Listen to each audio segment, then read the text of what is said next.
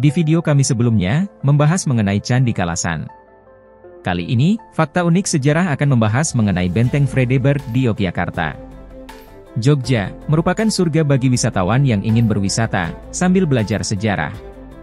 Banyak bangunan bersejarah yang bisa dikunjungi oleh wisatawan. Salah satu bangunan bersejarah yang bisa dikunjungi adalah Museum Benteng Vredeburg Jogja. Museum ini merupakan salah satu peninggalan sejarah dan menjadi bangunan yang menarik untuk dikunjungi saat liburan ke Jogja. Apalagi tempat wisata ini tidak jauh dari kawasan Malioboro, salah satu ikon kota Jogja. Namun sebelumnya, silahkan subscribe dulu channel ini, like dan nyalakan loncengnya, supaya Anda memperoleh info terbaru dari fakta unik sejarah. Mari kita bahas sejarah Benteng Vredeburg. Jam kunjungan museum ini, Senin sampai dengan Kamis pukul 8 sampai dengan pukul 20 waktu Indonesia Barat. Untuk hari Jumat sampai dengan Minggu, jam kunjungan antara pukul 8 sampai pukul 22 waktu Indonesia Barat. Tiket masuk sebesar Rp10.000 untuk anak-anak, Rp15.000 untuk dewasa. Dapat dibeli langsung di loket dengan menggunakan e-money atau non-tunai. Berlokasi di kawasan 0 km, kawasan ini merupakan pusat kota Yogyakarta, dan menjadi titik temu dari arah Malioboro dan alun-alun utara.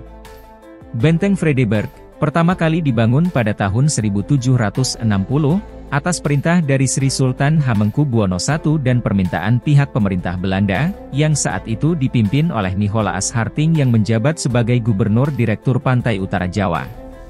Adapun dalih awal tujuan pembangunan benteng ini adalah menjaga keamanan keraton. Akan tetapi, maksud sebenarnya dari keberadaan benteng ini adalah untuk memudahkan pengawasan pihak Belanda terhadap segala kegiatan yang dilakukan pihak Keraton Yogyakarta. Pembangunan benteng pertama kali hanya mewujudkan bentuk sederhana, yaitu temboknya yang berbahankan tanah, ditunjang dengan tiang-tiang yang terbuat dari kayu pohon kelapa dan aren, dengan atap ilalang.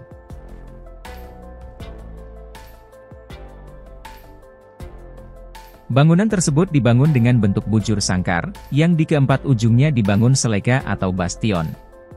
Oleh Sri Sultan Hamengkubuwono IV, keempat sudut itu diberi nama Jaya Wisesa, sudut barat laut, Jaya Purusa, sudut timur laut, Jaya Prakosaningprang, sudut barat daya, dan Jaya Prayitna, sudut tenggara.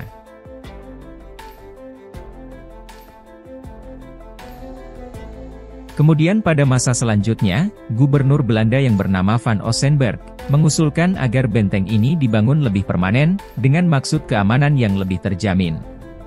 Kemudian pada tahun 1767, pembangunan benteng mulai dilakukan di bawah pengawasan seorang arsitek Belanda, bernama Insinyur Frans Hak, dan pembangunannya selesai pada tahun 1787.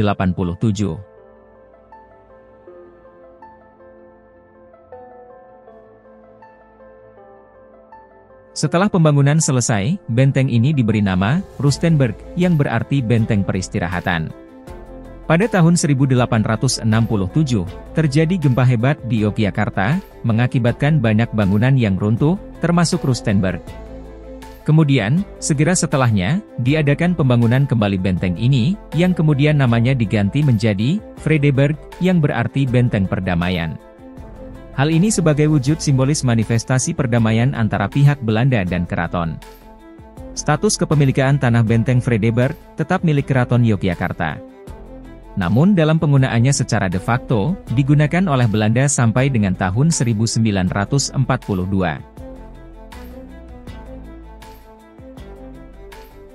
Menyerahnya Belanda di tangan Jepang tahun 1942, benteng ini mulai dikuasai penuh oleh pihak Jepang, yang ditandai dengan penandatanganan Perjanjian Kalijati, di Jawa Barat, Maret 1942. Tahun 1942, sampai dengan 1945, penguasaan benteng berada di tangan Jepang, sebagai markas Kemptei atau polisi Jepang, gudang mesiu, dan rumah tahanan bagi orang-orang Belanda dan Indo-Belanda, serta kaum politisi Indonesia yang menentang Jepang.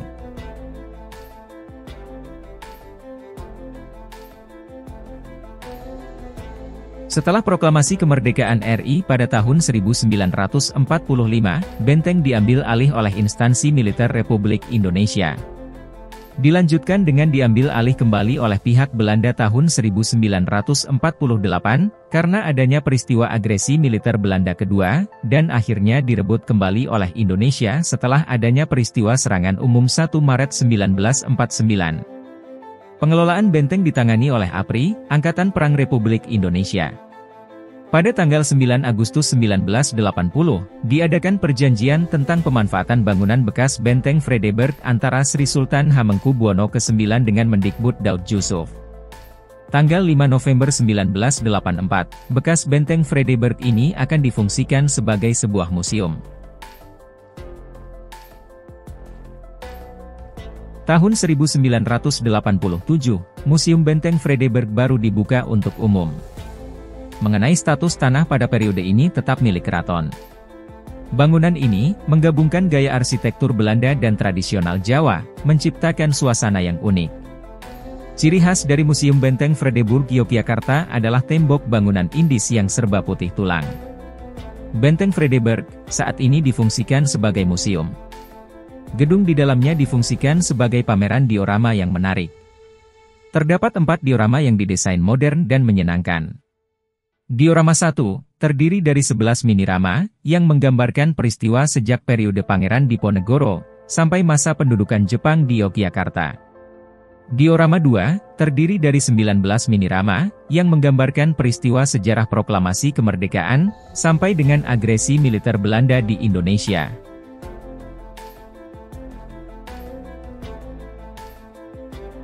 Diorama 3, terdiri dari 18 minirama, yang menggambarkan peristiwa sejak adanya perjanjian Renville, sampai pengakuan kedaulatan Republik Indonesia Serikat. Diorama 4, terdiri dari 7 buah minirama, yang menggambarkan peristiwa sejarah pada saat periode Negara Kesatuan Republik Indonesia, sampai pada masa Orde Baru.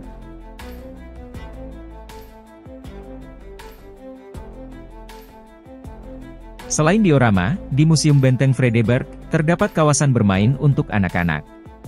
Memiliki taman yang asri dan indah, yang dapat dinikmati oleh pengunjung.